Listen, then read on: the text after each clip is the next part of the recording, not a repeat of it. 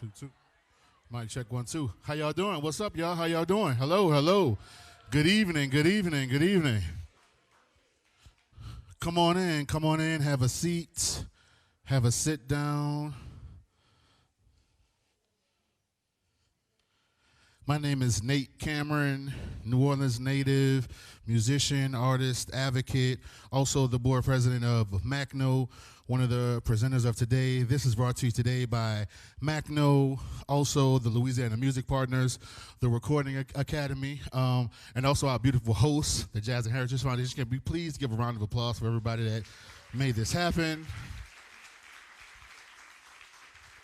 All right. Welcome, and a round of applause to yourselves. Y'all look good, right? Welcome to Music Swings Votes. Thank y'all. Thank y'all.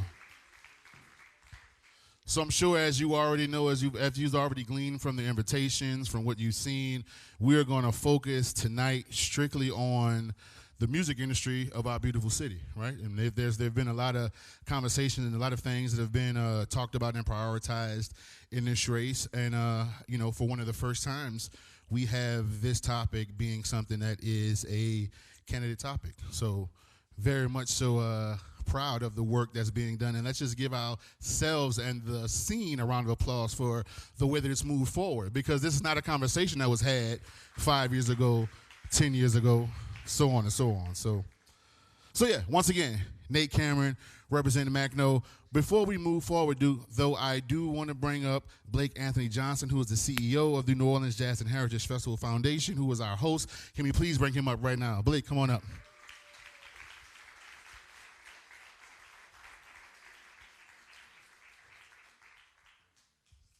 Good evening. We can do a little good evening. I love this. My name's Blake Anthony Johnson. I want to welcome you all to the George and Joyce Wein Jazz and Heritage Center. My name, as he said, is Blake Anthony Johnson, and the mission of the foundation is to promote and preserve the music, culture, and heritage of communities here in Louisiana. We bring this mission to life year-round through our programs, festivals, and other civic, cultural, economic, and educational activities. Speaking of economic activities, you guys are familiar with one of the flagships, Jazz Fest. Jazz Fest is one of the largest economic engines in Louisiana, generating over $500 million in economic impact, with hundreds of millions in direct and secondary spending, with nearly $50 million in state and local tax revenue. But Jazz Fest and our many other festivals, programs, and initiatives are more than just an economic engine. They are a civic force, as art has always been political. To create is to challenge boundaries. Through music, artists reimagine worlds, question the status quo, and shine a light on truths that cannot be ignored. Every act of self-expression is a statement about identity, dignity, and humanity. New Orleans is and has always been a global city. As the former chair of the Department of Cultural Affairs for the City of Chicago and World Business, Chicago's sister cities, I've traveled the world with the conviction that cities, especially global cities, need global perspectives. And I've seen firsthand how cultural capital, when fully harnessed, creates more than entertainment, but reinvests directly in people and communities, building opportunity and strengthening our collective future. So that's why tonight matters. As we approach an election, we must be clear about what the creative industries mean for New Orleans, not only as entertainment, but as a tool to influence the social determinants of health that shape a stronger, more vibrant city. At the New Orleans Jazz and Heritage Festival and Foundation, this is also to our commitment. And we know we're just one piece of a much larger team and movement, one that's represented here in this very room. But to both new and familiar faces, I invite you to learn more about what we do at jazzandheritage.org. And I also look forward to seeing many of you this weekend at our Crescent City Blues and Barbecue Festival at Lafayette Square. And my gratitude really does go out to all of our partners and collaborators and the candidates who made tonight possible. And again, to all of you for being here and engaging in this important conversation. So please enjoy tonight's program, and thank you again. Thank you again, Blake Anthony. Thank you.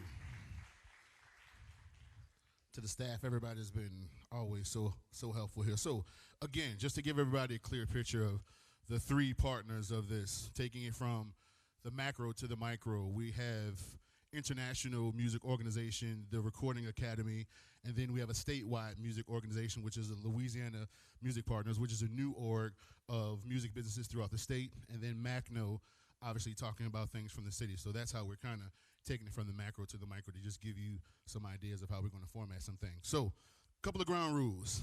This is a curated conversation. We are going to remain respectful of the candidates and respectful of everybody here who's here to hear. So we ask that nobody blurt anything out. If there's anything that you want to get to the candidate, we have people at the front desk who can give you contact information for the candidates. The candidates have also been offered to hang out after as well. So if they choose to do so, you can talk to them, but we're going to keep this respectful. We're going to keep this curated, and we're going to move this thing forward together like we have been. All right? Everybody good with that? All right, cool. All right, so all good. Now, the format, this is a different format that we tried to do. You know, we're going to have each candidate up here individually. Each candidate is going to have 30 minutes, and we'll have myself, and I'll introduce my other two co-moderators from each organization, but we will each have 10 minutes to represent each organization, which you can see on the back of your pamphlets to learn more about each org. These beautiful pamphlets here, you can learn more about each org here, but essentially each org will have 10 minutes to have a conversation, ask questions from their org's vantage point with each candidate, just to kind of give you a little rundown. And of course, we didn't have infinite time and infinite resource, so we are doing this today with the top 3 polling candidates, and I do have my timekeeper right here in the front who's going to help us to keep time right here, who's also my beautiful wife. Yep. Yeah. All right, so, yeah, get another round of applause. Oh, yeah. Oh, yeah. It's hard being married and being a musician in New Orleans. Check that divorce rate. All right, but anyway, so it's going to be fun. It's going to be fun. We're not going to be stale up in here. All right. So we're going to move this thing along. I'm going to bring up my 2 co-moderators. These are 2 people that I have been blessed to work with. But before I do that, actually, there's something important I need to do before I do that. I want to bring up Kate Duncan from Loyola, because what we have going on here that is very dope is that this is being streamed, and it's being streamed and produced by students from Loyola. So I want to bring Kate Duncan up here to talk about her folks. Shout out to Kate. She's going to tell you more about what they got going and all those awesome kids. Music and Theater Professions, one of 2 schools under the House of Communication and Music and Media, the College of Music and Media. So we are excited. We are having all of these students working with us right now because under that college, we are storytellers, but we are also teaching students to harness the power of their creative IP. We're teaching them how to navigate the industry. I call it professional degree training. I always say, I'm going to give you that 360-degree look at the creative industry so that our students are doubly prepared to walk out into the world. And so I want to shout out, we do have Albert DuPont back there in the live streaming studio. We have 2 students here with us doing that. And we have our wonderful stage manager, Anaya Anderson. And they were ready to do that work, which is incredible and a blessing for us. And this is such an important thing for an institution that houses one of the largest jazz departments in the city, a robust music industry department, music therapy and education, because I want to be able to ethically promise students this life after college that allows them to build a profession around their passion, and for us to see candidates that are hopefully passionate and have a plan for how we can build that infrastructure to keep those students around. I spend a lot of time, 4 years, blood, sweat, and tears, and then they leave me because we don't necessarily have the infrastructure here that we need in this city to keep those students working in brick and mortar institutions and across the creative economy. So this is such a thrilling event for those of us at Loyola. And I just appreciate all of the presenting partners and Jazz and Heritage Foundation for housing us here and for allowing our students to be a part of it too. So I hope everybody enjoys the night.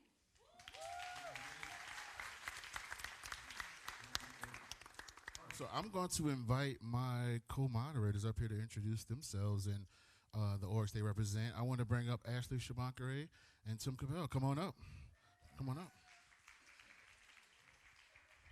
Everyone. Got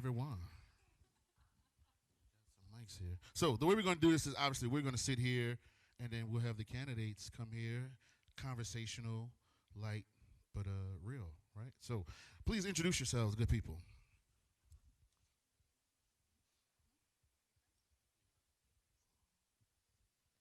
My name is Tim Capel. I wear a number of different hats, but tonight I'm here representing Louisiana Music Partners, which, as Nate said, is a statewide organization that's focused on building a music economy that's sustainable throughout the state. I'm also a lawyer, and I've worked in the music business for the better part of 20 years.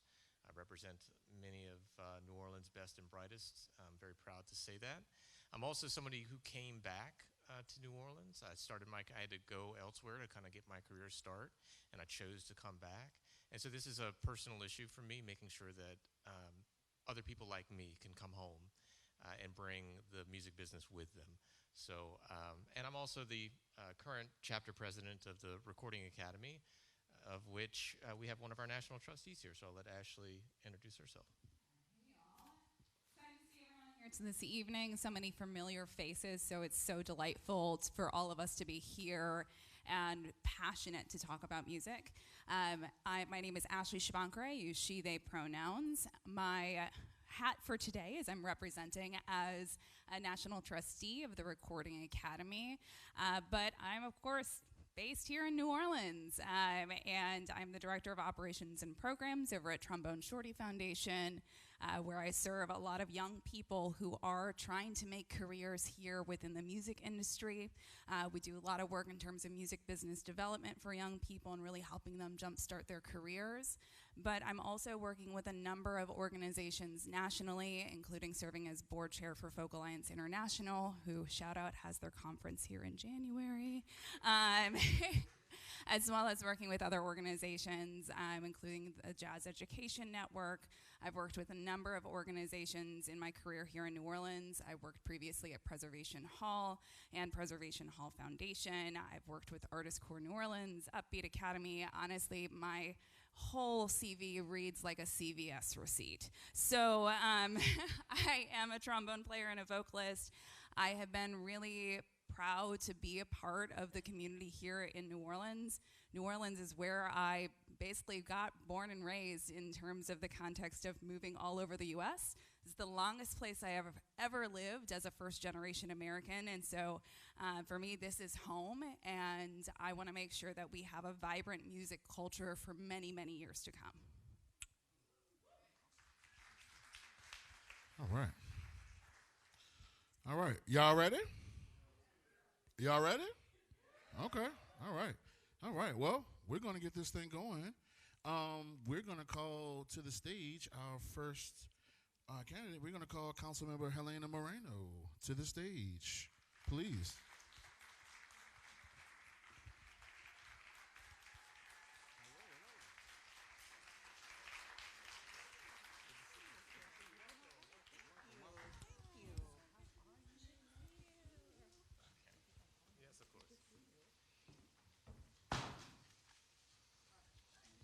All right, welcome. How you doing? I'm doing great. Busy week, huh? A busy week. It's funny. Y'all offered me water. I was like, can I have a Diet Coke? You'll have a little caffeine, you know? Good to be with y'all tonight. Thank you. Appreciate you. Tim, we're going to get started with you. Yeah, absolutely. Right. Thank you for being with us. Of We course. appreciate it. The first question is about branding. Austin has claimed the mantle of the live music capital of the world, and Nashville calls itself the Music City. Right. Whether or not we agree with those characterizations, what do you think the brand of New Orleans should be? How can we use it as a calling card to further develop the music industry here? Well, I'll say this. I mean, clearly the city of New Orleans, what we are known for is really our culture, the history of our city. And when it comes to music, it's obviously jazz, but there's just so much of richness and culture here. I think when I look at Nashville and I look at some of the other cities, I think of kind of like more of a newer kind of thing. I think that there's just so much more substance right here in the city of New Orleans, so much more depth. And so I think branding us around being that more, that deeper, that more substantive, that richer, that, thick roux gumbo type of place is kind of how I would envision figuring out a path to brand us that way. But I'll say this, you got to give it to Nashville for the way that they've been able to brand their city. And I know that, no doubt about it, if we really put a team in place to have that real focus on our music industry, we can do the same right here, which is why I always talk about that when I become mayor, that I will have a team within my economic development office that is specifically about our creative economy as to how we find ways to create as many economic opportunities around music, around arts. And that's how we then figure out the best path to brand our city as to what we really believe that it should be. So you've talked a little bit about creators earning not only gig money, but mailbox money, as you call it. Think that most students in New Orleans don't understand what mailbox money is, how it's generated, and how they can get it. So the question would be, would you support the development of an intellectual property curriculum that could be provided to schools? And if so, how would you fund it and how would it be implemented? Well, first, I mean, a couple of things. One, I think that no doubt about it, that would be something really beneficial. And also, not just in our universities, but really in programming with, you know, groups like Roots of Music that's now actually expanding their footprint due to the campus that they just acquired, and where they'll be working, of course, obviously teaching kids about music and how to play instruments, but they're also going to be working on the production piece and the business side and teaching kids at an early age about that as well. And so the IP piece is really important, but also what other cities are doing is finding ways to connect musicians to different organizations that are helping with, for example, leveraging IP to be able to acquire funding, capital for additional projects, and being able to provide that level of education too as to how you can use your IP to really leverage more dollars to then build up upon your brand and your product. And I think that that would be like really critical and important too. But as far as, you know, how do you fund it? We in the City Council created a $7 million culture and recreation fund. And there were a lot of people who were, you know, saying it's like, well, you know, why is there such a benefit in this? You know, why don't you just create the programs within city government? Because right now there are actually so many organizations that are doing such a great job out there, boots on the ground, that it's actually better to support those organizations and try to create something from within. And so continuing to ensure that we have that council culture and recreation fund, which actually working right now to expand the opportunities there to go from $7 million to $10 million. These level of grants create substantial opportunities and really boost organizations that, you know, could do something like this, like create programs like this. I will say, you know, I think as somebody who's been in the city a long time and seen the nonprofit organization structure, they have their place. I'm here tonight representing the Louisiana Music Partners, which is an organization that is focused on music businesses, for-profit businesses, people who, like myself, are trying to make a living, trying to pay the mortgage, put kids through school in the music business. We had the governor veto some legislation, some quality music jobs legislation this past legislative session, which sought to attract and maintain the music businesses that are in the city. What do you think that you can do as mayor and in your administration to offset some of the losses that we're going to see because of that veto? I'll say this. I mean, I think what we need to really look at is the level of focus that the city needs to have on the music industry. And what I mean by that is, you know, I talk to so many different musicians, those who are obviously performers, but then also people who work in the music industry, right? And what they tell me, as far as the musicians, they tell me that, look, Kalena, here in the city of New Orleans, there are great talented people, and there are opportunities, but really our opportunities are ultimately capped to a festival circuit. And that if you really want to go and make it really big, that you have to go to another city and then ultimately come back. And P.J. Morton is an example of that. He told me that very same story. And so what musicians, performers tell me, and also those who are in the music industry, is that we really have to grow the production and recording piece.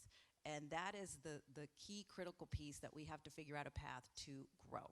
And so, one, ensuring that we have the tax credit program and ensuring that that remains on the state level is critical.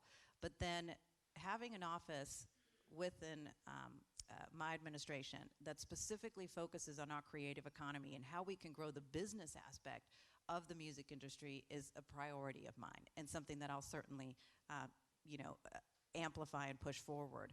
But we also have to bring you all into the conversation because I don't have all the answers. I'm not in the music industry. And that's why I also want to create a commission under the mayor's office of music industry leaders to guide the city as to what is needed and what is necessary to grow. When I, once again, talking about PJ, when I had lunch with PJ and he had very specific questions for me about how to grow the music industry here in New Orleans, he's like, what are you going to do about this, and what are you going to do about this, and what are you going to do about this? I kind of turned it around and I said, what do you need? What do you suggest the city should be doing to really grow the industry? And so I think what's going to be really important is for us to have this commission and have this constant dialogue, and that's how we can really provide the opportunities necessary. Well, I think one thing that, the city hall has made filming in the city quite easy. From a dedicated office, special permitting powers, the state tax credit still exists for that, although not at the city. But music has never really gotten the same treatment at the city level. What about creating a music specific position in the economic development office, and looking for ways that we can take things like music festivals and other music events and give them quick permitting, similar to the way we do with film production. Yes. And look, let's just be very clear. When it comes to permitting, we have many challenges. I think everyone understands that the Department of Safety and Permits is beyond broken, and doing whatever possible to create easy permits has to be done by the next mayor, which is why, one, I'll start with completely revamping the Department of Safety and Permits. But you're right. I thought Carol Morton did an amazing job when she ran the film office, and I'm proud to have her as a supporter and as a volunteer on my campaign.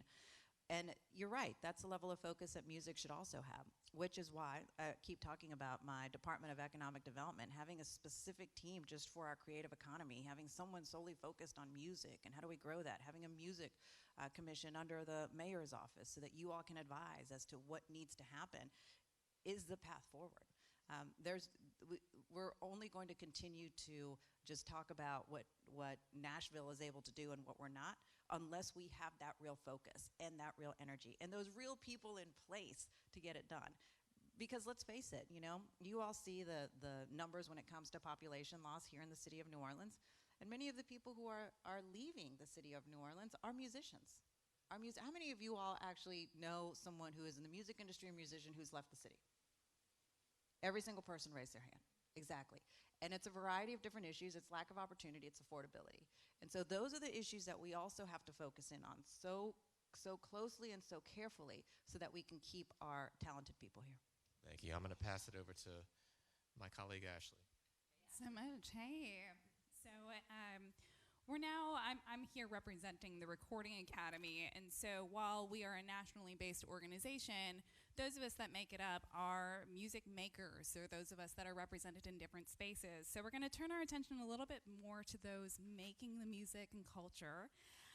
So our cultural economy generates nearly $2 billion a year, but people that are creating our wealth, ranging from musicians, DJs, producers, and tradition bearers, they often struggle to survive. Just a moment ago, you mentioned tax credits. You've also mentioned the policies that have been in place in terms of standardizing fair musician pay in terms of city-related events.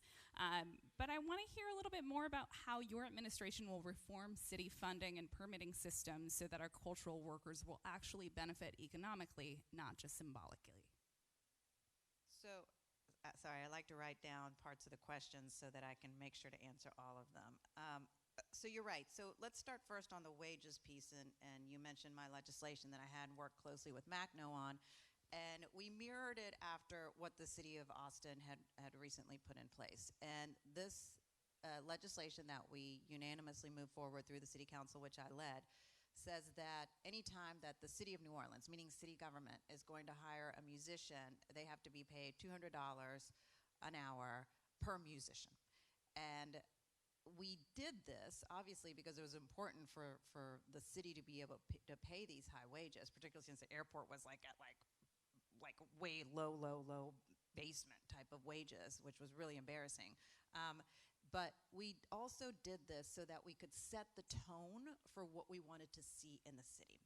So the next step has to be really a strong marketing piece to say, this is what we expect for musicians to be paid here in the city of New Orleans by the private sector, by anyone having events, by the tourists coming in, anyone who's having your wedding, whatever you're having, your conference, this is what we expect you to be paid.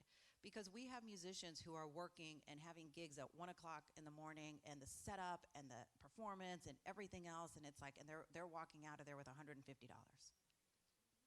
And so we have to start setting the tone that if we're really going to promote and say we're about culture and say we're about music, well, then we have to show our artists the respect they deserve by paying them what they are worth. And so thank you. Your other question, though, had to do with permitting. And so oftentimes what we need to do is also create specific permits so that we create more opportunities, which is one of the reasons why after COVID, it was my office that helped safety and permits create the live music entertainment, outdoor live music entertainment venue permitting. As you all recall, during COVID, we were having all the concerts outside. Well, once COVID ended, safety and permits was like, oh, now everybody can't perform outside. We're like, well, that doesn't really make sense, and so that's how we were able to create the permit. What's been frustrating is that anytime we have, members of the public or city council members go to safety and permits and say, we believe we could create more opportunity if we created this new permit, so often we don't have time for all that. We don't have time to do that. And so it then goes to city council members and our staffs to try to put it all together and then deliver it to safety and permits.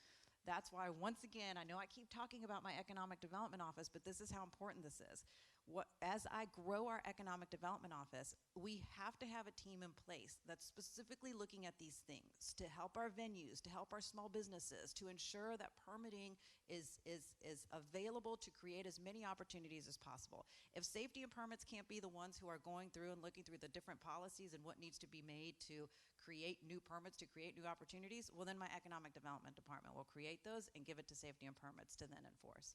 But that's how we have to think. We have to think outside the box. We have to constantly think, how can we create more opportunity instead of just saying no? Because so often it's like, no, it can't be done. No, you can't get your permit on time. No, it's going to be hard.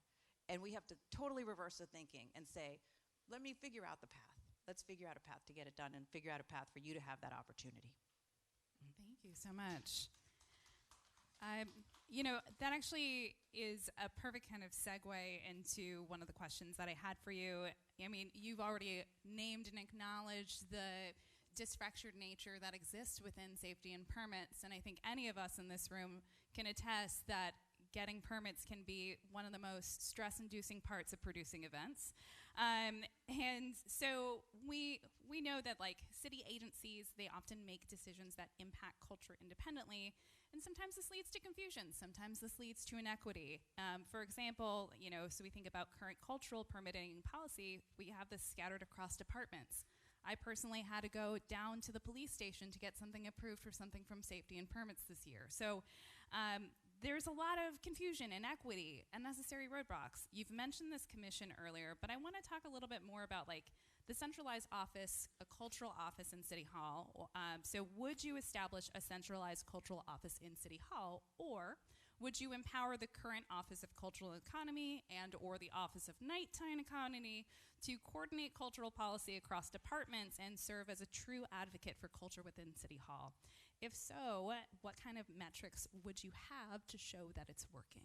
That's a great question and multi-tiered question. I hope I'm going to get all parts of it. Okay, great, perfect. So first, once again, and I always say when I talk about safety and permits, I hope that just when I even mention those words, I don't trigger people.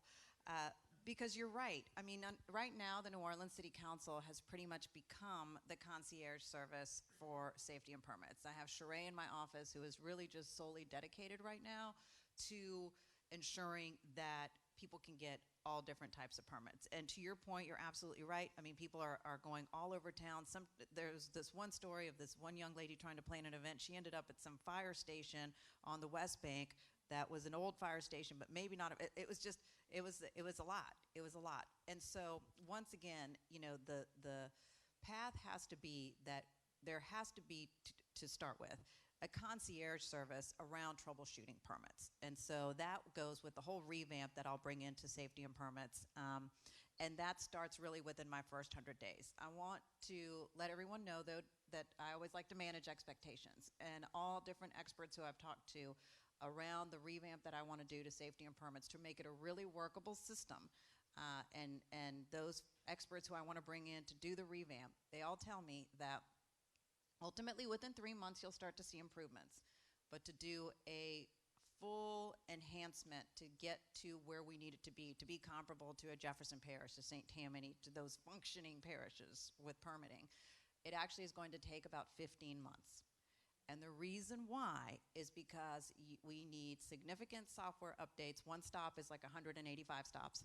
And so we need software upgrades. But when you bring in new software and easier to use software, it also requires a significant amount of training for the employees.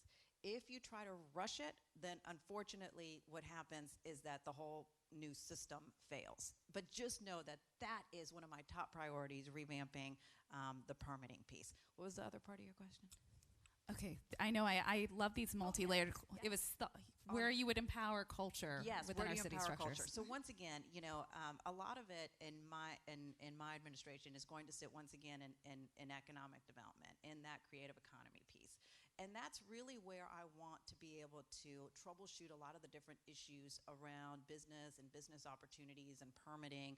That's really where that'll be, because I want them to have the connections within the community. I want them to have the connections within the entrepreneurs, the new business owners, the venue owners, the production companies, and have them be the ones who are able to have those contacts and then be able to walk through the processes and make sure things get done. Thank you so much. Since I'm at time, I'm going to turn it on over to my colleague, Nate Cameron. Awesome. All right. So I'm going to be asking questions from the MACNO perspective, bringing it to the local musician perspective. We know that we have a lot of things that can be asked and that are transpiring. So we're going to jump right into it. One of the things that we've been seeing on the rise, as you spoke to, is musicians leaving, but also we see musicians after COVID. Our musician and culture bearer community was hit very hard. And what was a problem before that was just exposed greater was that the health of a lot of our musicians and culture bearers is just not the best. So what policies would you adopt to ensure healthcare, mental health services, and emergency financial relief are accessible for the creative community here? So before the NOCO took over all of tourism, Mark Romig was really leading a program to provide health insurance to the hospitality industry. And so a similar program like that is something that I think would be very beneficial for our musician community as well. I mean, once again, you know, we talk about the affordability piece and the wage piece, and I want to thank everyone at MACNO. I mean, you, Ethan, you all were really amazing in moving forward that wage ordinance that was a good moment for us in New Orleans, and it's certainly making a difference for those musicians who are getting paid by the city, but we have to push it forward, and that has to be the next step on the wages, pushing it forward.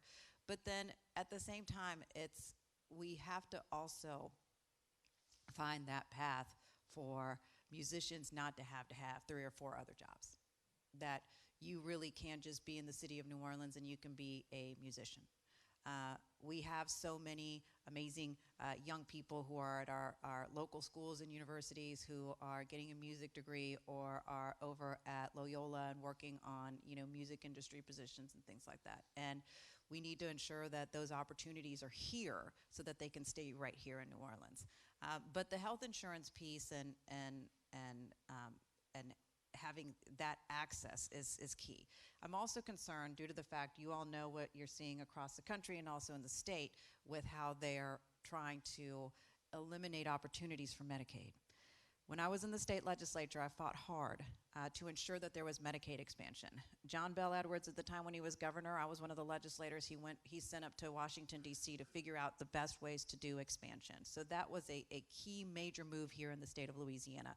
If we start to roll that back, as we're starting to see our state legislature try to do, that'll have a very direct impact on our musicians here in our city and really the people as a whole here in the city of New Orleans. Thank you for that. Appreciate it. So something that you talked about is a great segue. Something that you talked about, and that's something that I also see a lot, is that housing is a very huge issue. We have musicians who can't afford to live in the neighborhoods that they grew up in because we're a very neighborhood-based culture. So what are some things that you are looking to do for to prevent the displacement of the creative community? When it comes to affordable housing, there's several things. One, obviously we have to increase our stock. And you talked about Austin earlier. And one of the things that Austin did to increase its stock is they started to repurpose city-owned public buildings that the city was no longer utilizing. And they were able to work with third parties to create affordable units in some of these properties. We have a total opportunity to do that. I think we have about 80 building structures right now that the city owns that are not being utilized. And then we have like several hundred parcels of land that the city isn't utilizing. So to really be able to leverage those properties would be key. That's why I always keep talking about taking our city-owned parcels and turning those to the New Orleans Building Corporation, which is the group that handles complex real estate deals for the city of New Orleans, and have them really focus in on putting them back out to commerce with the priority of it being affordable housing. But then the other piece too is ensuring that we keep people housed. One of the major initiatives that I led, this was 2 or 3 years ago, and we continue to fund it to this day, is right to counsel regarding evictions. And this really started during COVID. Do you all remember all the evictions that were occurring during COVID? And during that time, unfortunately, many of the renters did not have the ability to hire attorneys. And so they were, after COVID ended, they were just getting kicked out of their apartments. So that is when the city council stepped up and started to provide funding so that everyone would have access to an attorney and be able to fight an eviction. And so continuing right to counsel from me and my administration is very important, even though, I saw the budget proposal for this upcoming session, and there's been a complete reduction in right to counsel, which as a city council member, I'm gonna add the money back in. But the other piece too is the insurance.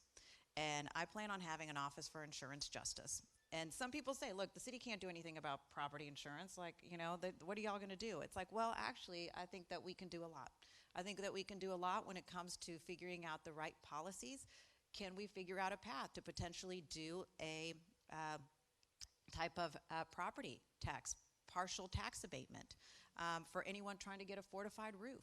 What policies can we put together to have a real strategy to go to Baton Rouge around fortified roofs that could potentially not just help the city of New Orleans, but help us as a state, coordinating with other cities?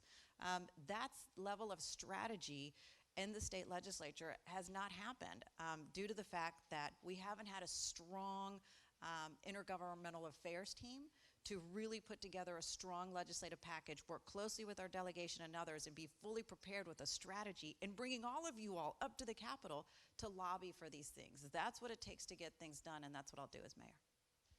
Awesome, thank you. All right, we're going to end with a rapid fire. Okay. Favorite New Orleans music venue? Oh, come on. You can't just put me on the spot like that. Yep. All right, well, look, okay, this one. And I love the Dewdrop. I love Tips. I love them all.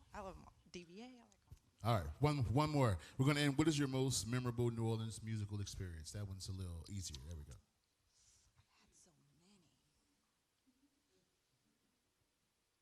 Oh man, I've had many. I'm trying to think of the Family ones friendly. I was going to say, I'm trying to think of the family ones friendly. I can tell, you know? Look, I'm just going to be honest. The most amazing music experience that I've had was actually something that my team planned for me, and it was a Musicians for Helena event that y'all had for me last week to celebrate my birthday, and it was Don Richard, Tanya Boyd Cannon, Partners in Crime, Kristen Diabo, Robin Barnes, and it was just, I mean, I felt it so deeply, and I just so appreciated musicians being there for me because, as they know, I've always been there for them, and I'll continue to be there for them as mayor. Thank you. Can we get a round of applause? Thank you. We appreciate you, Councilmember Helena. Thank y'all for doing this. Thank you. Thank you for this important conversation. Thank y'all. Thank you. All right. We're going to transition. Y'all still doing all right? Everybody good? Bathrooms are outside, 5 minutes, and we're going to transition to the next candidate.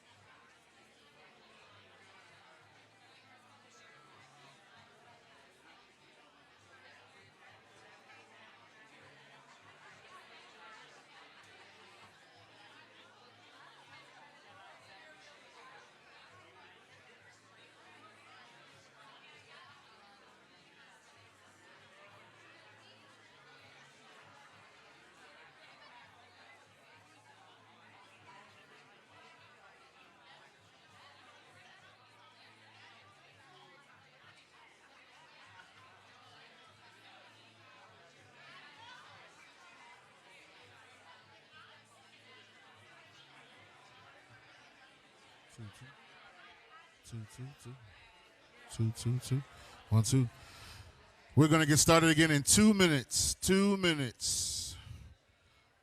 Wrap that combo.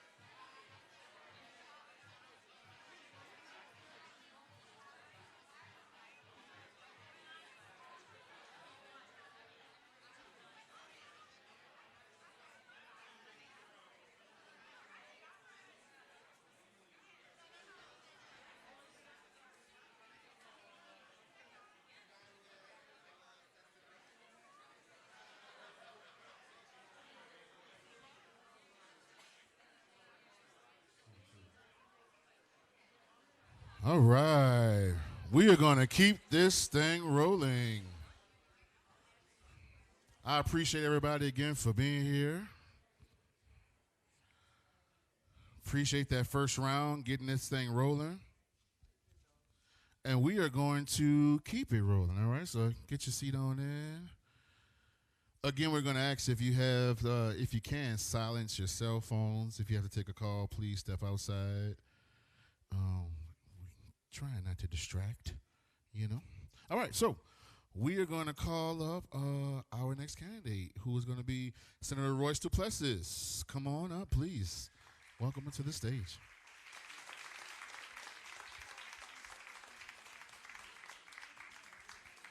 All right, keep it going for him.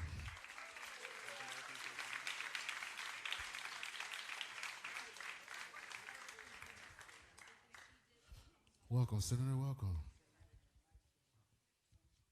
All right, we're going to start off with Tim.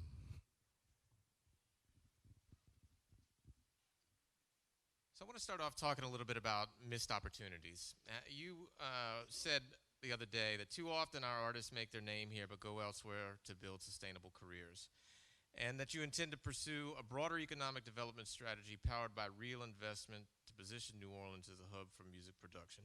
What do you mean by a hub for music production, and why do you think it's important to develop our music industry economy?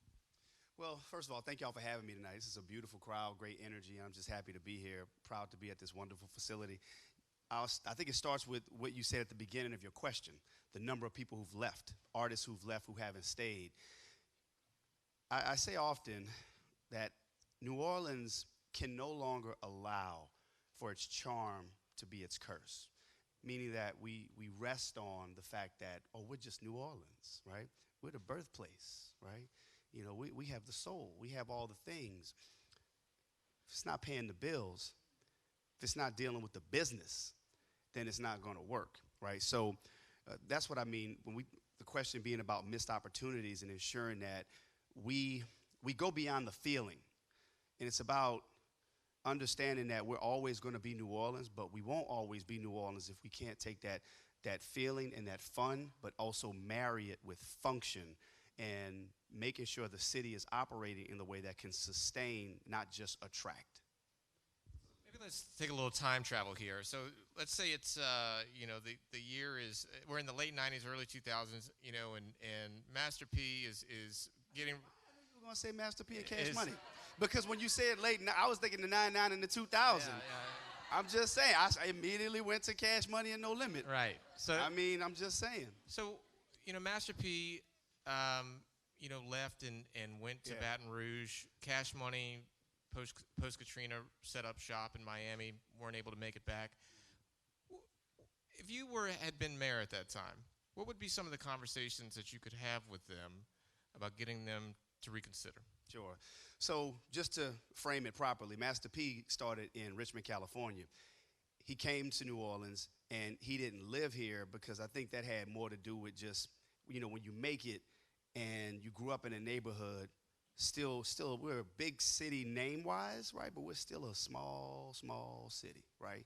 And when you've reached that level of success and fortune, and as they say, you're a hood superstar at this point, it's hard to live in that same community just because of some of the things you're trying to stay away from. So I think that was a large part of why P set up his operation in Baton Rouge. And I think in large part why Baby and Slim took it down to Miami. But what I would say is let's look at what Atlanta did, right? Atlanta, they seem to have had the formula of how they could grow a competitive music industry where their competing music artists didn't have to be rivals in the sense that, yeah, you can compete, but we can also grow and foster and build up new young talent in the city. I think that was the big missed opportunity for New Orleans hip-hop in particular, of how we had these two global rap labels to represent New Orleans in the best way, but we didn't seem to be able to reach back and pull up that young talent like Atlanta was able to do. I think in Atlanta, you had like Patchwork Studios and other places where they were doing heavy recording there. So people would go to Atlanta to record LaFace Records and other successful record businesses that were really, they planted the flag there.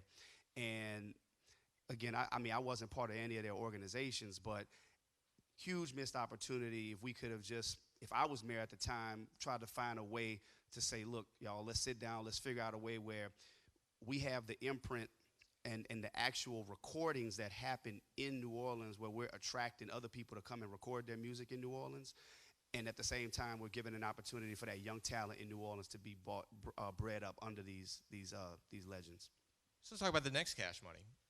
We recently had our governor veto a quality jobs initiative that sought to attract and keep music businesses in this state. What do you think the city can do in order to try and, from an incentive standpoint, take the place of some of the things that the governor vetoed?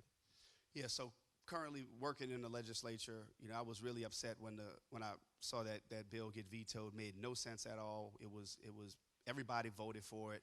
It was common sense legislation, and I think right now what we're seeing across the country, but certainly here in the state of Louisiana, New Orleans has to be creative in responding to things like we saw that took place on that, because our industry, the music industry in New Orleans, would have benefited from that. So we get creative. We come up with our own incentive packages, and whatever we didn't get on the state level, we find a way to do it at the local level. And I think the beautiful thing about the city of New Orleans is that we generally agree on these issues. We're not having some of the same philosophical debates or fights that we're having along party lines. And this was a bipartisan bill, right? So still no good logic there. Even when I read the veto message, it didn't quite add up, because we see incentives given for a lot of other things and a whole lot of giveaway programs that don't benefit the population that they were supposed to or intended to benefit.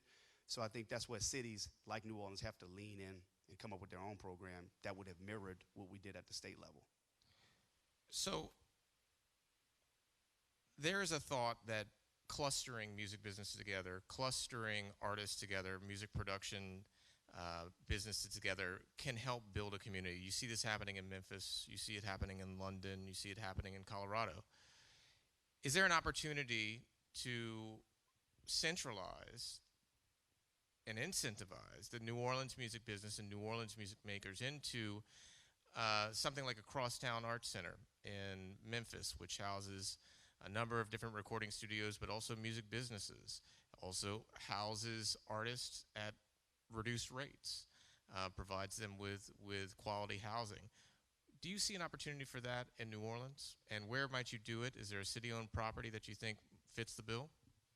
Well, I see nothing but opportunity when I look at New Orleans. It's nothing but opportunity. So the answer is absolutely yes. What specific building? I work with the industry. I work with business leaders and music industry leaders to figure that out. But there are so many opportunities right here, right now, that are within our grasp. And before I go down the dangerous road of throwing a possible piece of property out there, there are some that come to mind that actually aren't very far from where I'm sitting at, where we're sitting at right now. Like really not far at all, right down the street.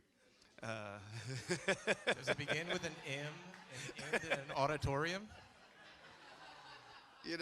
So, but with that said, on the clustering front, I think that's some of what we saw in Atlanta. And again, there, Memphis, and I think some of that's happening and even in Nashville. But the mayor's office can be a leader and a convener of working with artists, working with label executives, working with real estate investors to rally and promote. That's what it takes. It's like really promoting the ecosystem at the end of the day. It won't all be relying upon city incentives and a city program as much as it will be about getting the temperature right and getting everybody to buy into the vision that, look, this is New Orleans, right? If we don't have the opportunity in New Orleans, then where do we have it? But we have to be serious about not just the music and not just the culture and the feeling, but also the business of the music and the business of the culture. We made it pretty easy on filming in this state through a dedicated office at the city level, special permitting powers, strong state tax credits, which did not get vetoed. And I think a lot of us feel like music has never gotten the same treatment when it comes to permitting. Would you support a similar office in the Office of Economic Development that could look to fast-track permits for music festivals and other music events? Yeah, so the film tax credits did get limited. They didn't get repealed as the threat was there, and it continues to be threatened. But yes, the answer is absolutely. So with respect to permitting for one-off events or annual festivals that we know are coming, I was talking to somebody the other day, a local vendor, someone who does great work. He has an idea for a new festival and is intimidated by the thought of what he will have to go through at City Hall to get this. And as a city that literally thrives on festivals, that doesn't connect. Where what we do festivals. That's what we do. But to not have a dedicated, streamlined program with predictability is something that we have to address with urgency. And I believe that is something that we can do if we take the time and we're thoughtful and we truly listen and center those who plan festivals on a large scale, but those who plan and want to execute festivals on a smaller scale that may not have all of the resources as, say, a jazz fest or some of the annual festivals that we're so known for, but some of the smaller festivals. So the answer is yes, absolutely, and it's something I think we have to do. Thank you. I'm going to pass it over to my colleague, Ashley, to keep it going. We're going. Nope. Okay. I just don't feel like pushing buttons. It felt more fun to comically change 3 microphones in a row. So I am turning our attention more to, I'm representing the Recording Academy and those who are making the music and culture. And so this is thinking about, as you already mentioned, making sure that we're no longer allowing for New Orleans charm to be its curse. You've already alluded to Atlanta in terms of its work in fostering young talent. And as we think about our own local cultural economy, we're generating nearly $2 billion a year, but the people that are creating that wealth, ranging from musicians and DJs and producers and culture bearers, they often struggle to survive. So my question for you is how your administration will reform our city funding structures and also looking towards our larger cultural economy so that our cultural workers can actually benefit economically and not symbolically.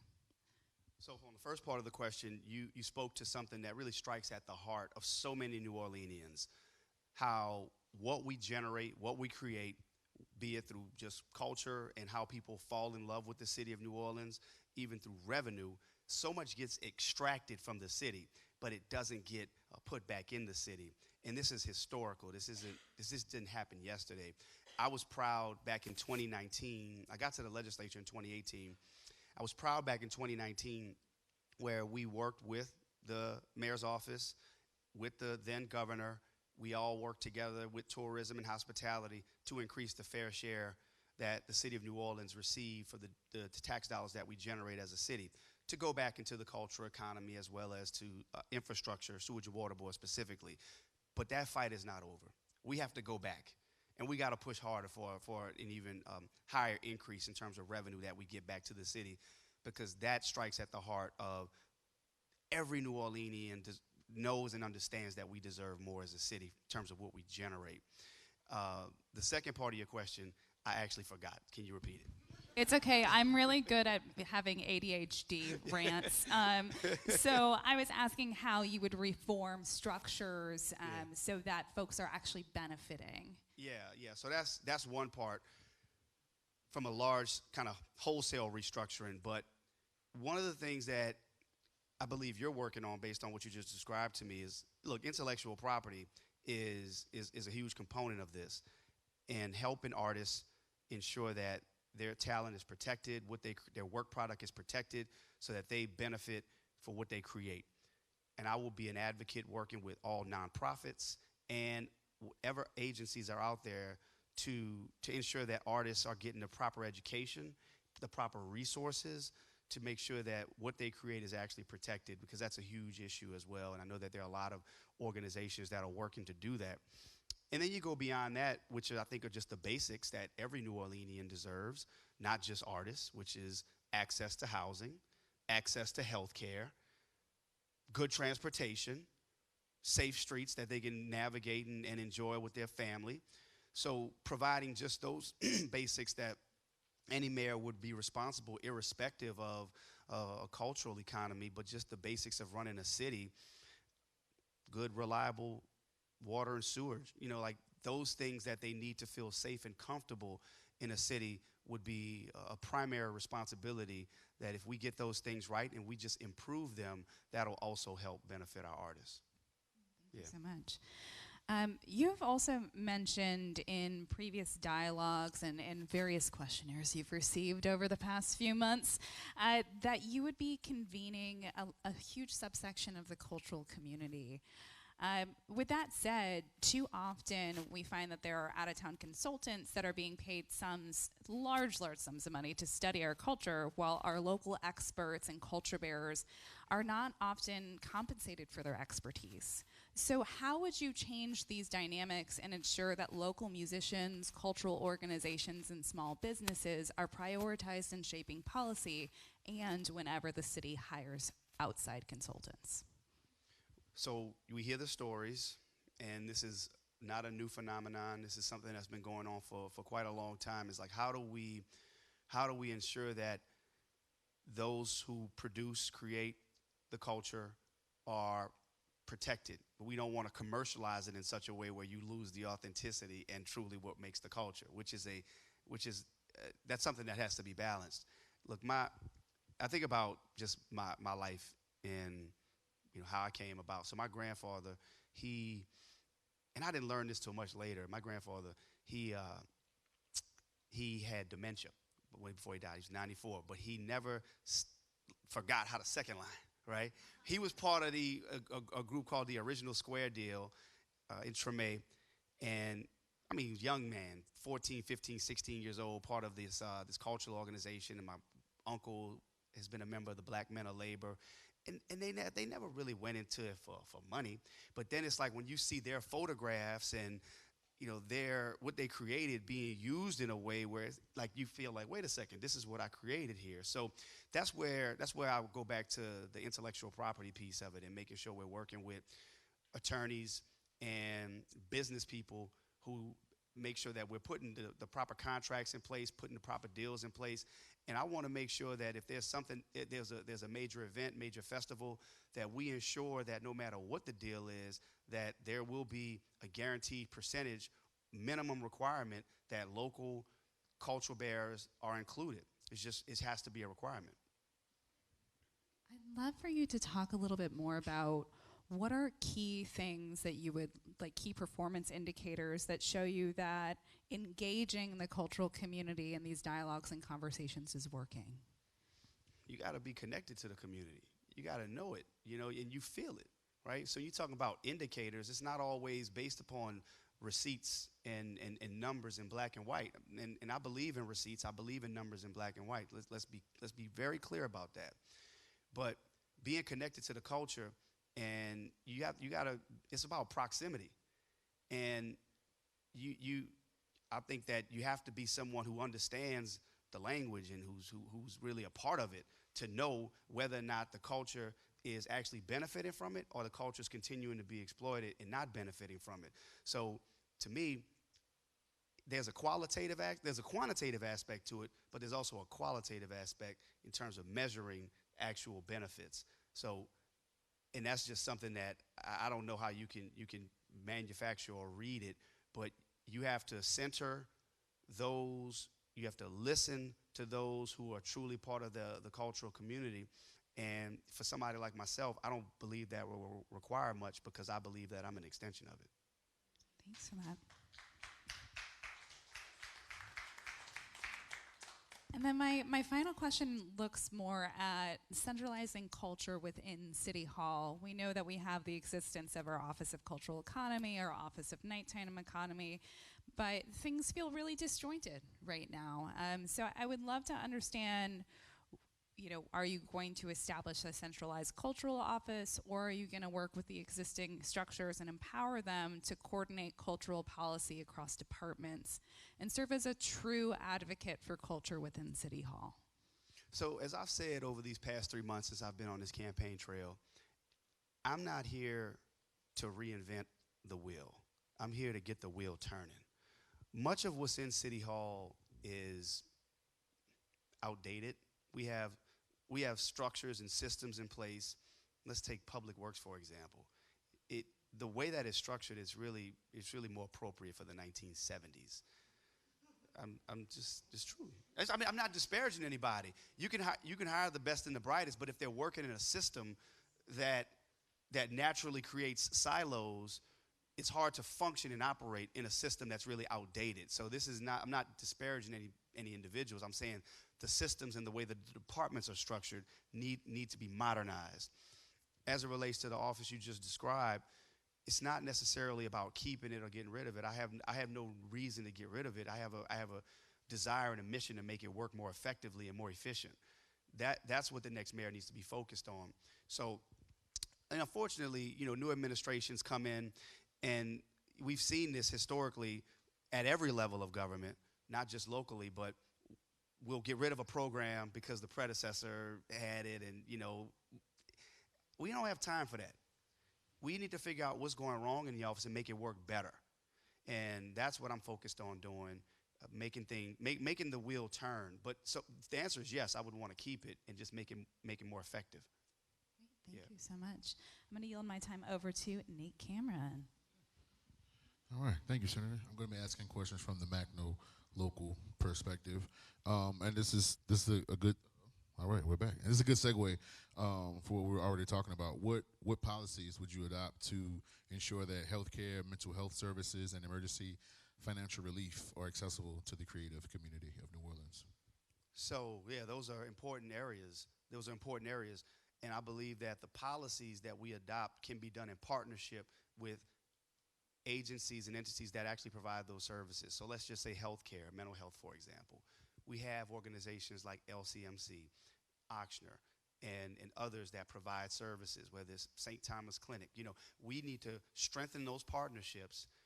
They understand the value that our cultural community provides to the city of New Orleans, and we have to continue to keep them at the table and stay engaged, have them put resources on the table in addition to the city, and have programs that are specifically targeted to providing health care and mental health services to our cultural community. And then, look, there have been programs that have already done some of these things that we're talking about that should be lifted up as well. So, again, not to necessarily reinvent the wheel, but to highlight the programs that are currently working effectively to provide housing, healthcare, and the other services that you mentioned, and just continue to push them. So those partnerships in today's world, where we know that we're facing a budget deficit, that's a real thing that we're going to have to work through. We're going to have to work with the philanthropic community, get them to pitch in. We're going to have to work with the business community. They're going to have to pitch in. And we work collectively to lift up those who actually make New Orleans what it is. Thank you, thank you.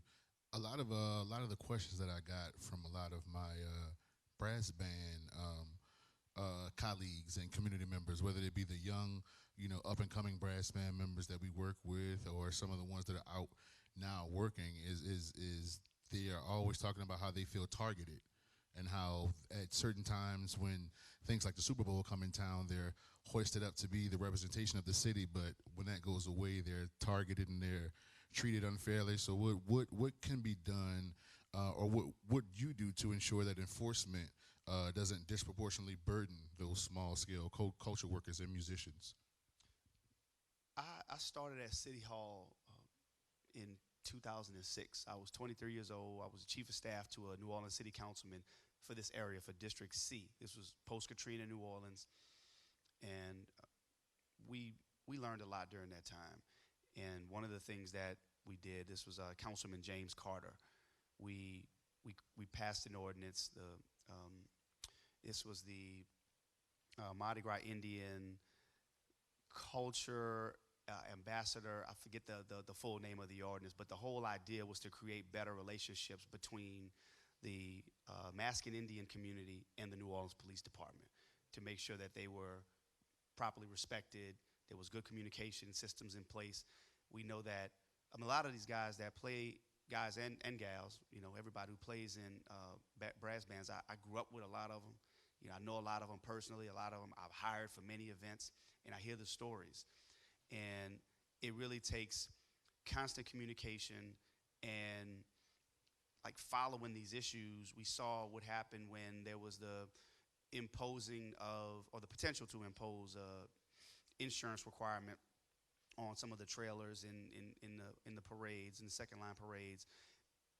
Being close, going back to being proximate to the issue, making sure we minimize those misunderstandings when they happen, minimizing those issues. And when it comes to targeting, that just can't happen. That's just unacceptable. And if there was a wrongdoing that was committed, we need to find out and address the issue. Whether it happened through local law enforcement, we're gonna get to the bottom of it and make sure that doesn't happen. But I think again, it goes back to being proximate to the community, having the relationships with those who are who provide those services, who are members of those brass band organizations and clubs and bands, and they speak to me and I speak to them, and working with NOPD to ensure that whatever policy, if it was NOPD, when you talk about targeting, that's what you didn't specify in your question, but making sure that they're not targeted. But if there's a misunderstanding, we're going to find out what the misunderstanding was and get to the bottom of it. Oh, thank you for that. Appreciate it. All right. Also, we see housing is an issue for a lot of our musicians, being priced out of their own home neighborhoods. What is something that you can do to make sure that these creatives are not priced out and that they can stay home? Yeah. So I have a goal that over 10 years, the city of New Orleans can build and preserve 40,000 affordable units. Now, I say build and preserve. This doesn't mean we're going to go and build anything in New Orleans East, multifamily housing units. I'm talking about the fact that currently in the city of New Orleans, we have 20,000 vacant or blighted lots, and we have 20,000 vacant or blighted properties that need to be redeveloped and put back into commerce. There are roadblocks right now in the way, but I believe many of those roadblocks are going to begin to be addressed through the Housing Trust Fund that we just passed as a city. Right now, we're looking at about $14.6 million in the first year that's going to go towards developing affordable housing. We're going to leverage that money to do more deals, to be able to provide housing for musicians, for teachers, for first responders. But the other piece that we need to do, in addition to trying to move 40,000 units back on the market over the course of 10 years, is dealing with the issue of homeowners insurance. It's crushing us. if anybody's been looked at the work that I've been doing over the past 2 years, I've been in the legislature now going on 8 years, but I've been fighting really hard to deal with the issue of homeowners insurance in Baton Rouge. We have a fortified roof program that's moving in the right direction, but it's not going far enough. These grants are good, but the city needs to stand up its own program to offset the difference in the cost that it takes to get a fortified roof. So I want to have a supplemental program at the local level with the goal of getting 25% of roofs fortified in the city of New Orleans, which will help bring down insurance costs for everybody. And our musicians and our artists will benefit from that. So that's something that I've been laser focused on, and I will do it even more so in the mayor's office by helping standing up a program for housing. And then we look back at some of the other programs that have worked over the years. You know, there have been programs where there's been housing developments specifically for our artist community. We have to revisit that and re-implement those programs. Thank you for that. All right, Yes. last question as a hot seat, fast cultural question. What's your most memorable New Orleans musical experience, or one of your most memorable New Orleans musical experiences? Oh wow, that's a tough one. So I have to say, that is a very difficult question, but I was going to say it was when I went to a Tupac concert at the Superdome in '96, but no, that wasn't it. That wasn't it. We're gonna put a pin in that one. Me I and my want to wife, hear about that. Me and my wife, used to be the Dragon's Den, right there off Esplanade. It was late one night. So we used to go to like a lot of different places. We'd be at Mimi's, then we'd go to Dragon's Den. It was really late, and so we had just started hanging out, and it was a real special time. It was a special time at the Dragon's Den. Yeah, it was a whole lot going on that night.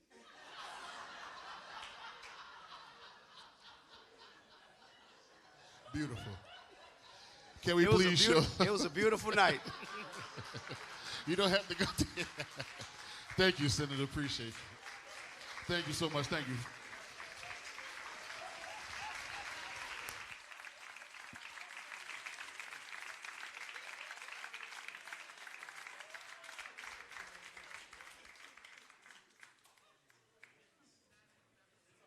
All right, we're going to take 5 minutes, mingle, talk, and then we'll be back with Councilman Oliver Thomas.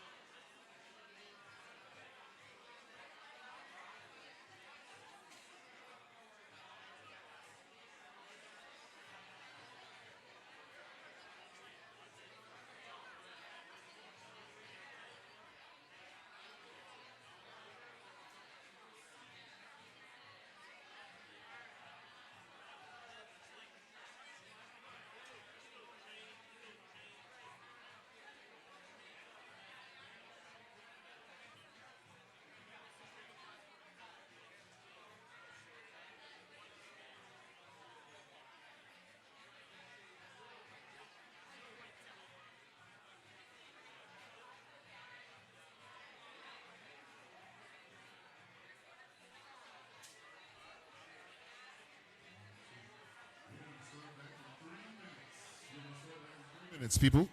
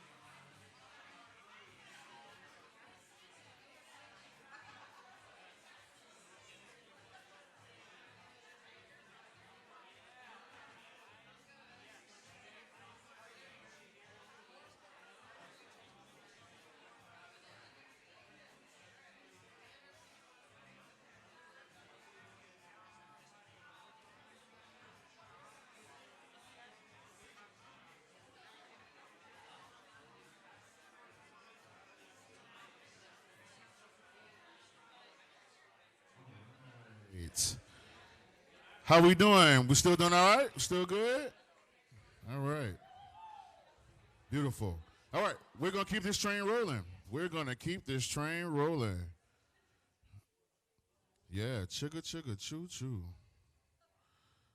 The, the crazy train.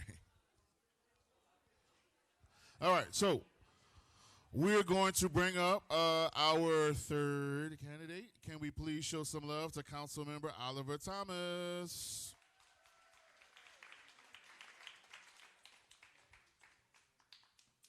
Any moment now. One more time. There he is. There he is. Councilmember Oliver Thomas. How are you? Come on up.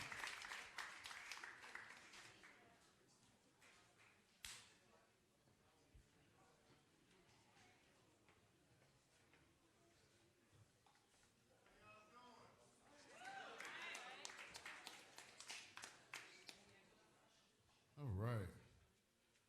Take a load off. Tim, we'll start with you. So, Councilmember Thomas, Nashville has Music Row, and cities like Memphis and Chicago and even Fort Collins and London have all recognized that having music creators, businesses, and supporters in a centralized location leads to good things over time. It's a clustering strategy. Recently, in a response to a Gambit Q&A, you stated that too often investments are concentrated in a few blocks while neighborhoods across the city are left behind. Do you have a fundamentally different approach to this clustering strategy when it comes to music business development? Yeah, but you cannot deal with that question unless you're ready to deal with the history of music in New Orleans. And as someone who grew up playing Little Elijah Jane on the street corner, beating on cans. We've always had music in all parts of the city. But the entertainment and music in New Orleans was never about a business. It was about culture, and it was about entertainment.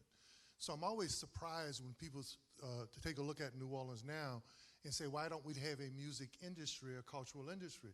That's not why we dance. That's not why we played.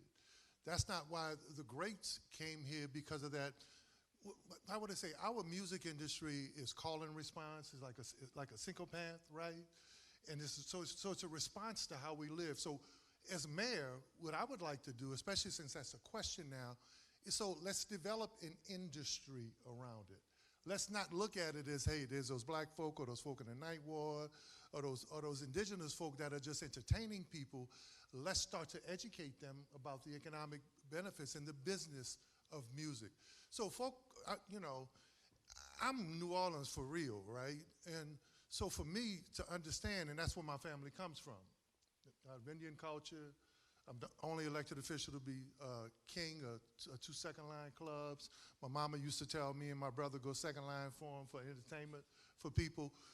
We have to develop a business industry around it. So when you talk about Nashville and other places that have taken advantage of the business of music, that's never what it was about here. So as mayor, for me, I'd like to see more cutting-edge workshops. I'd like to see more emphasis on school where it's not just about being in a marching band, but looking at the history of how they, Trombone Shorty and my cousin William Booty and John, and how they spun off into the industry. And I think you start teaching that early. But if you're not from here, don't be surprised why we don't have a business industry, because we was just entertainment at one time. And that's what we did anyway. If there was no one to entertain, we entertained ourselves in the neighborhood. Yeah, you mentioned, I think your comment on education is pretty spot on. Would you support the development of an intellectual property curriculum that could be taught in the schools? And if so, how would you fund it and implement it? Well, the mayor's not in charge of the school system, but I want to have the first office of education as a mayor, where you could sit down with the superintendent and the school board and talk about how do you develop not only that, but a relationship where we could take advantage of other opportunities and other sectors for growth. And I think it starts with a conversation about what that looks like, but it starts with people in this room who understand the business side of it. I think too often we're looking for politicians to fix issues that are outside of their resume and outside of their realm of expertise. And I know a lot about stuff, but I'm smart enough to know I don't know everything. So I would be looking to the people in this room to say, hey, how do we create that economic foundation to educate people? And how do we sync it with the school system so that it becomes to be natural and sustainable? So recently, our governor vetoed a quality music jobs program that sought to entice, but also entice businesses to come and locate it in the city or in the state, but also stay in the state. What do you think some opportunities for the city government are to entice music businesses to come to the city or to keep the ones that we have here? Well, first of all, you want to revisit that conversation with the governor and educate him, hopefully. You want to educate the New Orleans delegation, who has real political relationship with the governor. One of the interesting things about this race is that we don't need a predator from our state partner. We need a partner, right? And I'm going to throw this out there because no one really is thinking about it. If we lose a lot of our experience in the legislature, where does that expertise and those relationships come from to protect us with areas like this?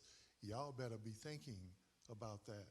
It is a tough place for rookies to survive. But no, I would want to revisit with the governor and kind of maybe educate him. I don't think they really understand that a lot of it is ideological and political reaction, whereas I'm the kind of person that I don't mind you educating me and I'll educate you. Are there tax incentive programs at the city level you think could be employed to attract more music businesses? Other cities take a look at venues. How do they attach certain fees that'll go into cultural buckets to invest in that. I think we're at a point now that I think you take a look at all of that, especially given the fact that some of these large venues and some of these large events that are happening here, but that's going to have to be a conversation with our tourism leaders and our service leaders. Where does it come from? So I think you talked about festivals, and I think a lot of us in the music business have looked at the streamlined approach that the city is dedicated to the film industry, whether it be a specialized permitting, or just fast tracking the development of audiovisual productions in the city. And I think in the music business, we've felt somewhat left out. Do you think that there's an opportunity to develop a film NOLA, a music NOLA office within the city government so that they can fast track music festivals and other music events to be held in the city? I think there's been an opportunity since 18th and 19th century when New Orleans music went nuts around the world, when the Dixieland Brass Band in 1917 when they went viral, right? But that goes back to my first comment about we have to develop the thought leadership around that to talk about it as an industry, and it's a sustainable economic industry. That has never been how local people, that has never been how the tourism industry or even the leaders in business, they've always looked at our culture and our entertainment as something extra. And right now, many of the young people who are gifted and folk who are gifted, they don't want to be extra, they want to be part of. So I think you have to revisit, how do we take a look at it? What is that relationship like from a public policy side, but also from a business side? How do we change the mindset of... Doing it right now? Yeah, I think you're right. Doing I think the people in this room have the right mindset, and I think they're all looking for the next leader of this city to lead in that mindset. This is the first time in my lifetime, as someone who's from it, right, and whose family is from it, that I've seen more people talk about how we benefit from it.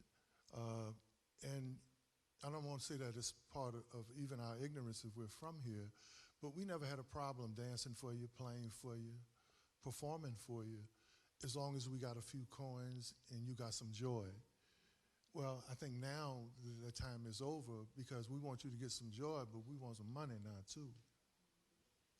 I think that's right. I think we can all attest to that in this room. Y'all definitely need to agree with that. Like a poetry show, you know? What are some of the growth areas that you see, and this is my last question before I pass it off, what do you think the biggest opportunity for growth is in the music industry and the music economy? Expanding the footprint, which I think everything has been the sliver by the river, French Quarter, downtown, certain venues. But Ray Charles went to Rip Roberts in the Dewdrop Inn. Miss Mercedes down in the Lower Ninth Ward and the Little Room Boogie in the Hot Spot.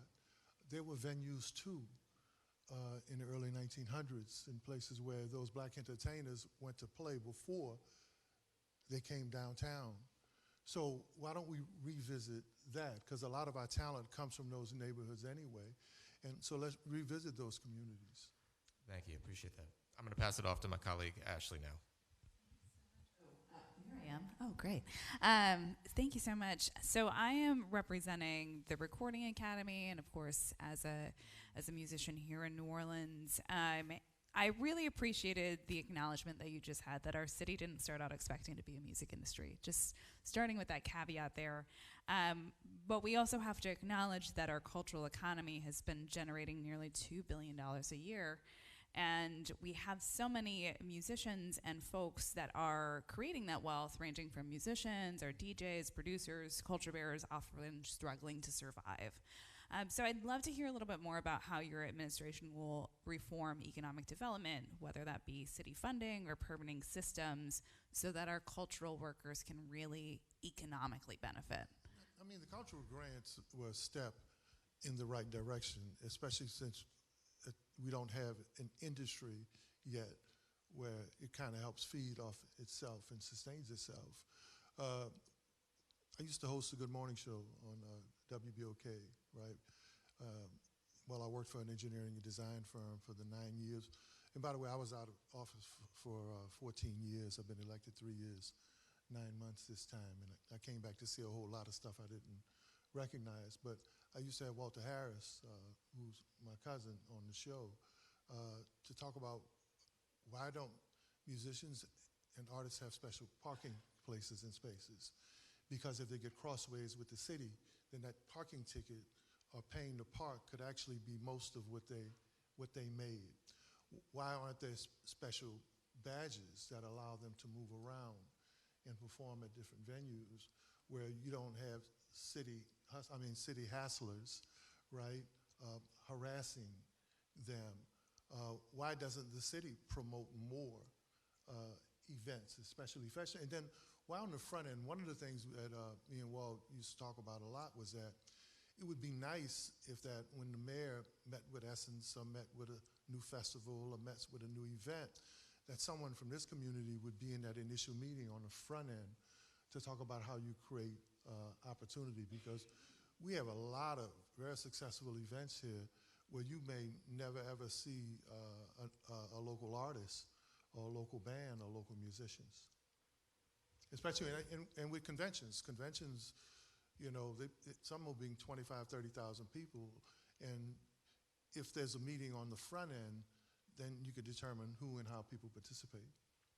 Yeah, thank you so much for that. Yeah, I think about how many festivals and events are outsourcing and bringing out outside talent when we have such a great wealth of resources here on the grounds. Yeah, but that goes to part of what he said. As someone who worked in the movie industry, I was main character in Treme on HBO and did part of all of season 2, did 3, I did a little acting, you know. I wrote one of the city's most successful stage plays, sold out 13 straight nights. The movie industry is treated differently, as if they have a right, because of their union, to have their people participate on the front end. We need to take a look at all of the folk who represent the music industry the same way. I really appreciate that note about making sure that musicians are represented in that same way. I know that you had mentioned in past questionnaires, in the many months of that you've gotten all these questionnaires about strengthening. 91 of them, yeah. Yeah. Oh, that's a lot of them. That's a lot of questionnaires. You had mentioned strengthening the Office of Cultural Economy / Office of Nighttime Economy.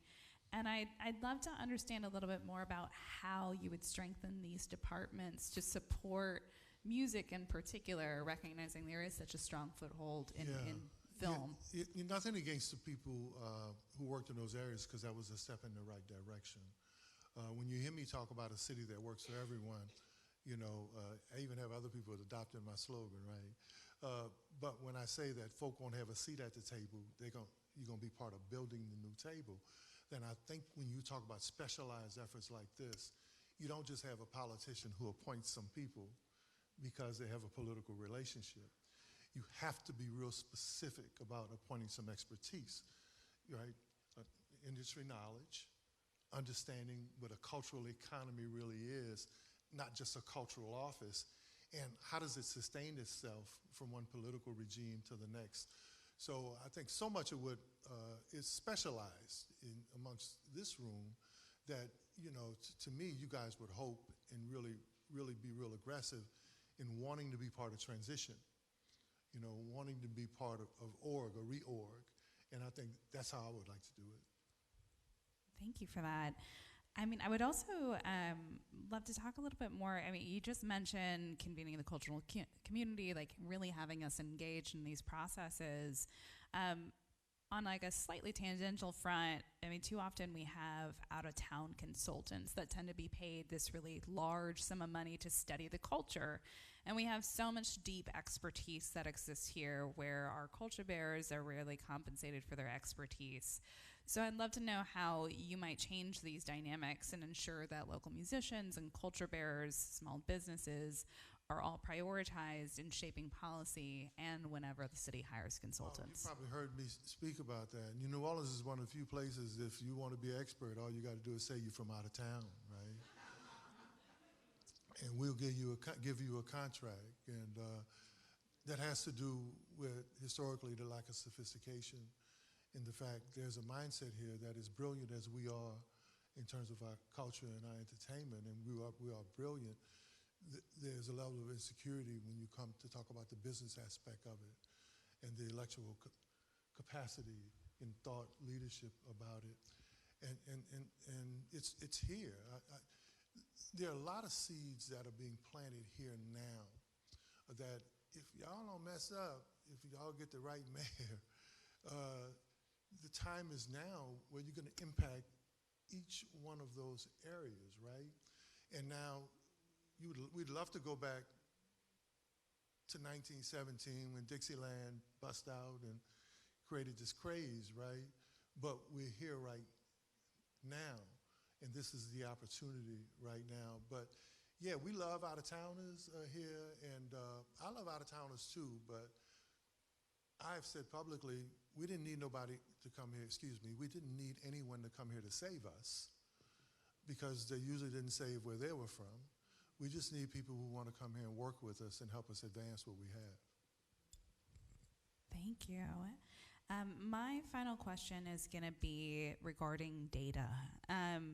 Beyond anecdotal, we really lack reliable data on musician pay. I mean, we've heard stories of musicians talking about making tip money or $100 on a gig. And we know that this also is a larger conversation around artist displacement, the true cost of sustaining culture here in New Orleans. So I'm wondering if you would commit funding to accurate, community-trusted cultural data on the cultural economy and measuring not just the revenue, but who really is benefiting from it, and subsequently how we would make this data public-facing. Yeah, but I think given the level of sophistication now, and first of all, blessings to some of the out-of-towners who have adopted us in New Orleans, not because they want to change New Orleans, but because they love New Orleans. So I think you'll see, looking at events and we've been a pass-through for quite some time, right? I would be willing to sit down with any governor and say, hey, look, we won't ask you for a penny if you let us keep everything we generate in Orleans Parish. None of them ever wanted to fall for that. But we have an opportunity moving forward, especially if we become more sophisticated about the business part of it, where you're naturally going to participate. You're going to be on the front end of shaping what that looks like, and it'll be a whole new attitude and expectation. Some of the most brilliant musicians, and like some of them, my family members, they could always be negotiated down because they never got anything anyway. So I think the new mindset now is, no, you can't negotiate me down. And what did we just find out about the Super Bowl? The most successful Super Bowl in the history of Super Bowls, right? And nobody does it better than us. And we didn't make any money. So what do you have now is new negotiating points of view now, because the thought and the people are a little more sophisticated, and we're not just happy to have your event, we're happy when we can benefit from your event. And so I think that piece has started already. Thank you so much. I'm going to turn it over to my colleague, Nate Cameron. We on?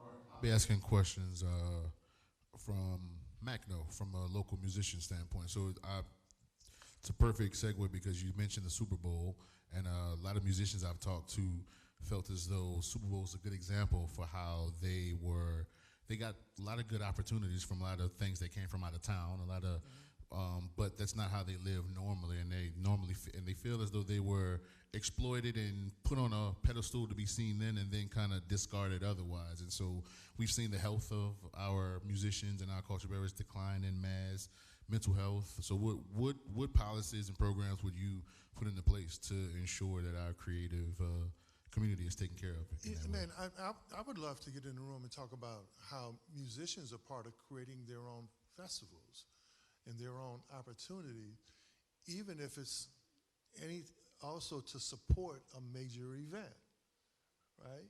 Because what happens, if we're part of it and we're playing and we're entertaining, people are going to come from that event, but they come in and see what's going on with New Orleans musicians and New Orleans artists.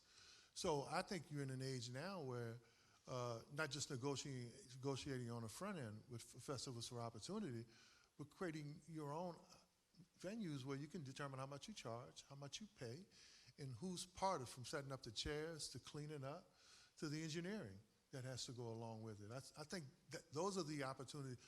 Look, we're in an age of disaster capitalism, right? And that's how folk read Dr. Naomi Klein's book, The Shock Doctrine, right? There's a group of people in the world now who have figured out how to do better while we do worse. And so that goes from market forces to capitalism to all facets of how we deal with money in the world today. So I think it's incumbent upon people, especially who have expertise, to start developing their own lanes and their own opportunities about how much of that market share, how much of that dollar that they grab and put in their pockets. That's the new world economy if you're going to survive. Thank you for that. So one of the things also I think that we see is that housing has been a big issue for our musicians and our culture bearers. So what can be, I mean, we're in a housing crisis and certain sectors are hit harder. We know that musicians are one of those sectors. What would you do as mayor to combat that? I would actually do a little of what was done before. When you study New Orleans population, 615,000 people in the early 60s to declining, white flight, political upheaval, the isms, 500, 400, 500,000. From 94 to about 2002 was one of the most successful periods when you talk about growth, right? Especially amongst your indigenous population, your largest population, African Americans. Home ownership went over 41% for the first time in a long time. Well, it wasn't rocket science. It were housing experts that worked with former Mayor Mark Moria to develop programs where folks had opportunities where city to city turned property into opportunity. And they didn't sit on their inventory. They worked with people like Ross Pacio and Lauren Anderson and Robert Thomas and others to say, hey, dispense of this, right? So now the city has numerous pieces of property. The school board sitting on a bunch of property. Let's go back to that model, but with a 21st century spin at how we're looking at redefining what affordable housing is now. And that has to be an education. Affordable housing isn't like how I grew up or where we grew up. Affordable housing right now is that MBA, that young engineer, that law student, that person who has a job.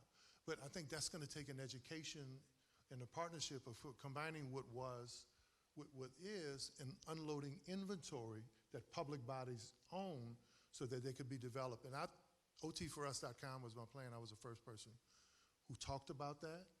And my number was 10,000 would be an easy one to reach. Thank you for that. Appreciate that. So one of the questions that my young lions, my young brass band musicians often ask me, those that particularly play in the French Quarter, they feel as though the enforcement on them is different and that they're often targeted. But they're often seen as those that are pushing our culture forward, so they play an important role. What would you do to make sure that enforcement isn't unfair for them? Yeah, but that's a problem, and I've spoken publicly about that. You know, New Orleans has always been a hustle economy, right? We've never had Wall Street, major markets, and when the oil companies collapsed and when they went to Houston and Texas, then we really had a hustle economy, right? The Frozen Cup lady up the street from me, where I grew up in the Lower Ninth Ward, she sent her kids to private school off Frozen Cup. The grill man at the second line, my little cousin, right, he was able to make enough money. So there are people who complain about that now. I think the next level of sophistication has to be is how do we not punish that person because they're not part of the mainstream economy? How do we permit them? Because the craziest thing in the world I see now is when we do a second line, and I was king of the Tremere Sidewalk Steppers, my wife was the queen. We had a second line, and you coming out giving parking tickets and giving people tickets, you know.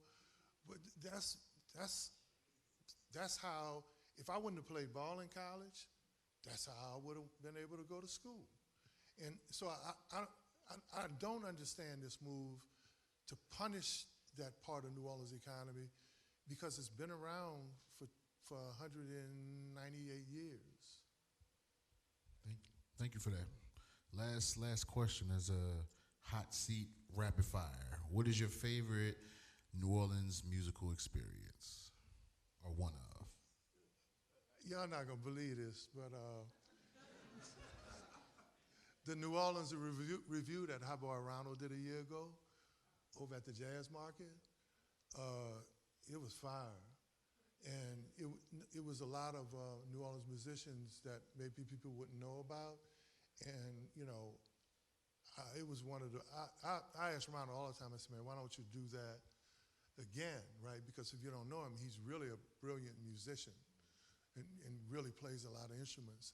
That was one of the most fire things. And it was packed, but most people didn't know about it. Yeah, like my auntie would say, I liked it that. Thank you. We want to thank you for your time. We want to thank you for your answers. We appreciate you. Please let's show love to Councilmember Thomas. Thank you. Thank you.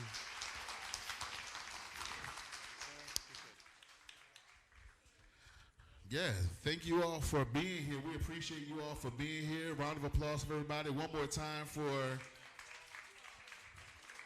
the Jazz Fest for having us.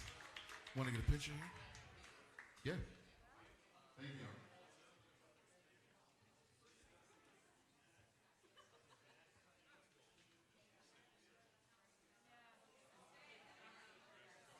Thank y'all once again. We want to again thank our sponsors, the Louisiana Music Partners, the Recording Academy, Macno. Thank y'all.